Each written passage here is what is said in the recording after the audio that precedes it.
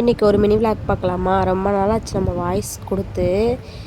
இன்றைக்கி வந்து கொடுக்கலாம் அப்படின்னு ஒரு ஐடியாவில் வந்து வீடியோ எடுத்திருந்தேன். இன்றைக்கி நம்ம வந்து மீன் மார்க்கெட் போயிருந்தோம். ஈசிஆரில் உள்ள மீன் மார்க்கெட்டு. நாங்கள் அடிக்கடி போவேன், குயவன்குடியில் இருக்கும்போது அடிக்கடி போவேன். இப்போ வந்து புதுவலசிக்கு வந்தனால இன்றைக்கி போவோம் அப்படின்னு ஒரு ஐடியாவில் போனோம்.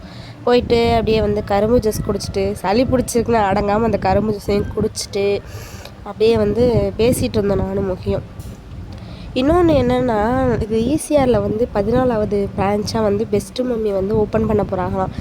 எல்லாருக்கெல்லாம் தெரியும் அப்படின்னுங்கிறத எனக்கு கமெண்ட் பண்ணுங்கள்.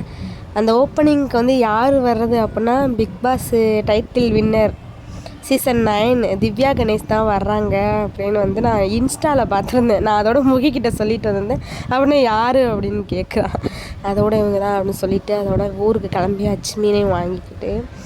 அடிக்கடி நான் வந்து விலாகுக்கு வந்து எடுப்பேன். இந்த நதிப்பாலம், இந்த வைகை ரிவரை, அங்கே வந்து குட்டி குட்டி அதாவது டிஃப்ரெண்ட் பறவையெல்லாம் இருக்கும்.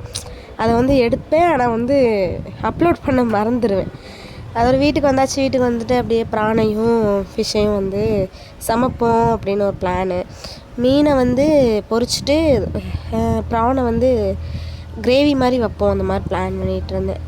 அதில் ஒரு அசம்பாவிதம் நடந்து போச்சு.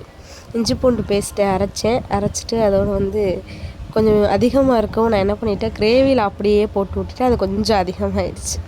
சரி நம்ம வந்து பார்ப்போம் என்னென்ன பண்ணுறோம் அப்படிங்கிறத. புழிஞ்சு பார்த்தேன். ஃபிஷ்க்கு கொஞ்சோண்டு எலுமிச்சம்பழம் போடுவோம், நல்லா புளிப்பாக இருக்கும். அப்போ புளியவே இல்லை. அதோட முகி தான் வந்து புழிஞ்சு கொடுத்தாங்க. வர வந்து உடம்புல தெம்பே இல்லை. என்ன பண்ணுறதுன்னு தெரியல. போங்க, நின்றா தலை சுற்றுது, உட்காந்தா தலை சுற்றுது. என்ன பண்ணுறதுன்னு எனக்கே தெரியல. இப்போல்லாம் இருக்கிறவங்க எல்லாருக்கும் வந்து தலை சுத்தல் வந்து ப்ராப்ளம் அதிகம். திட்டிக்கிட்டே இருப்பாங்க எங்கள் வீட்லேயுமே. டைமுக்கு சாப்பிட்ணும், இது பண்ணணும் அப்படின்னு. அதோடு அப்படியே வந்து சமைச்சதை வந்து சாப்பிடுவோம் அப்படின்னு வந்து சாப்பிட்டு போயிட்டேன். ஆனால் வந்து முகி வந்து லேட்டாக சாப்பிட்றேன்னு சொல்லிட்டாங்க. ஓகே, நெக்ஸ்ட் வீடியோவில் பார்ப்போம்.